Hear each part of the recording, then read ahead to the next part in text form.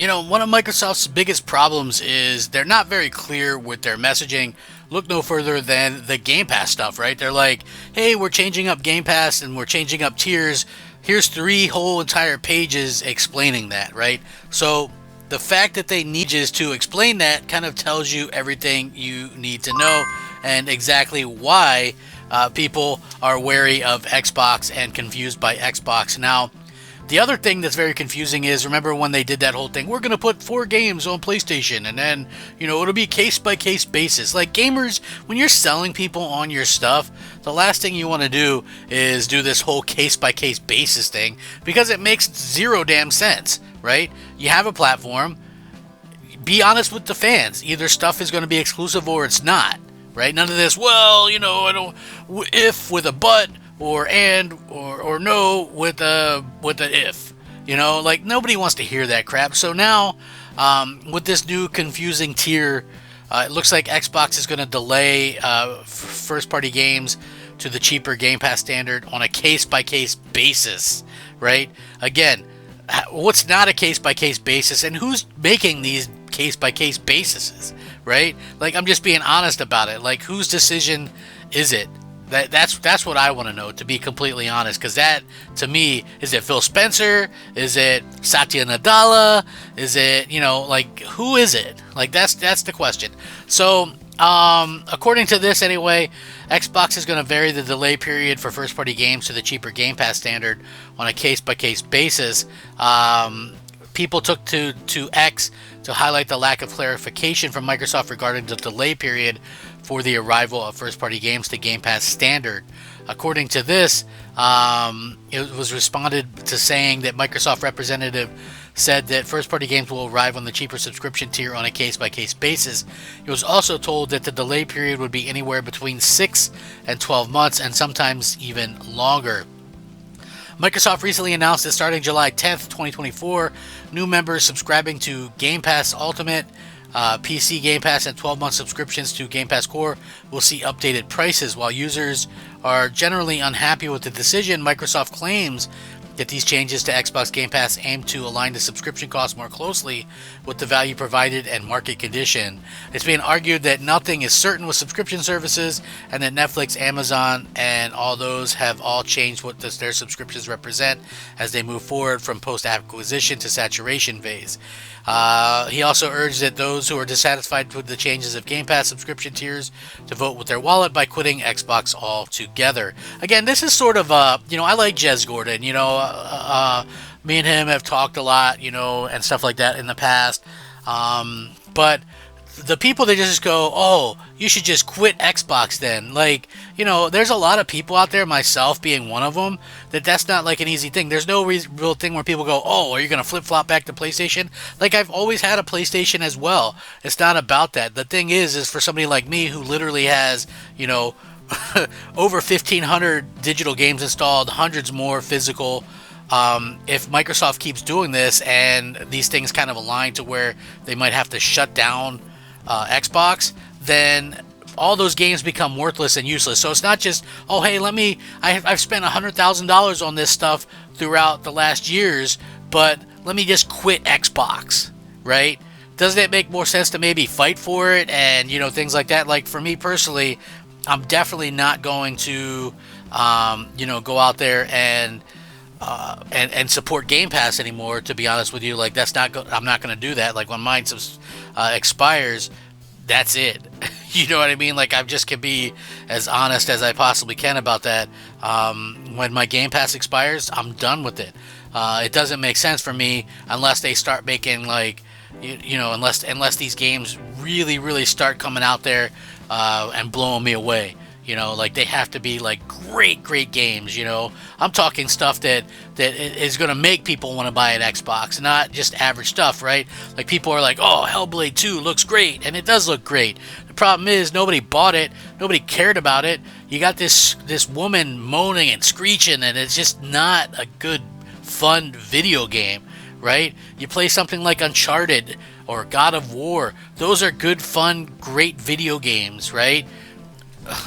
When you look at Xbox, they don't have anything like that. And I'm not saying copy God of War or whatever, but do something that's fun for a change and it really draws people. It's like they had a great showcase, but and I've seen this kind of this kind of mindset being said from multiple people, but there was nothing earth-shattering on there. There was nothing that's going to like change Xbox's fortunes, and that's a big problem. Like, yeah, some of the games look good, but a lot of them just kind of looked ho-hum or whatever. Like, does anybody really think Avowed is going to be that game? Like, is that going to be the next Skyrim? No. You know what I mean? Like, I think it has the capability to do something sort of like the Outer Worlds did, which was be a very good game, but that game only sold a couple million copies. And, this game being on Game Pass day one, only on Xbox Series X and S and PC, yeah, it's probably not going to do well. Indiana Jones looks good, but again, is that even really a relevant IP? It's not like Spider-Man. You know what I mean? Like, that, I think, is pretty interesting that they went after that IP. Anyway, again, they feel that the price that they charge is in line with other companies and what other companies are charging. If that's true, like, I don't know. I mean, it seems to me like there's way more variety on, like, and I guess you'll never get thousands of games on Game Pass, but to me, comparing the two, especially when Netflix is putting up a new thing that they've put out, every month or every couple of weeks, you can start to see that there's a huge difference there. It says they feel that the price hike, as well as other changes to the description, may hurt the service's potential in the long run and make things needlessly confusing for the end user. The decision to end the basic Xbox Game Pass tier for console has stripped the service of a meaningful option, while the decision to not offer access to day one releases via the new Xbox Game Pass standard takes away the service's biggest advantage. As such, with this restructuring, Microsoft has stripped the console Xbox Game Pass subscribers of choice, forcing them to reconsider the value proposition of the service. So, again, it is weird. It's confusing. It's really hurting the potential. I think Game Pass's potential was already kind of screwed up to begin with, for many reasons, because you don't need 5 different tiers, 4 different tiers, or whatever. You know what I mean? It's like, to me anyway, I feel like stop the stuff. Oh, well, you get it on this and this and this, right? Like, either you get it on PC or you get it on console. That's the 2 options that should be, right? If you like, how hard is that? Like, honestly, I'm being honest. And yeah, there's people that that only maybe want to play online. So paying to play online on console should be free anyway at this point, right? Like, since Microsoft took that, they took away Xbox Live Gold, so they should definitely be giving that stuff away for free. Why is anybody paying to play online? Like, and it's such a bad situation for console gamers, because guess what? We're the ones that are paying to play online, not the PC folks. The PC folks are getting all of our games, but they're also not having to pay to play online, and getting a lot of the advantages that we just aren't getting as console owners. And it's unfortunate, to say the least. Like, I feel like we're getting screwed over, and I know I'm not the only one. I 100% know that I am not the only one that feels that way. So I would love to hear some feedback on how you guys feel about this stuff, though. Are you upset about the changes to Game Pass? Do you feel like Microsoft is kind of screwing themselves over, screwing the fans over? To me, it just feels like they are doing everything they can within their power to kind of hurt the fan base and make it so people leave Xbox and maybe don't buy into Xbox in the first place. Again, it's a shame, because I feel like Xbox could be something special, but they continue to absolutely just shit on all of us over and over again.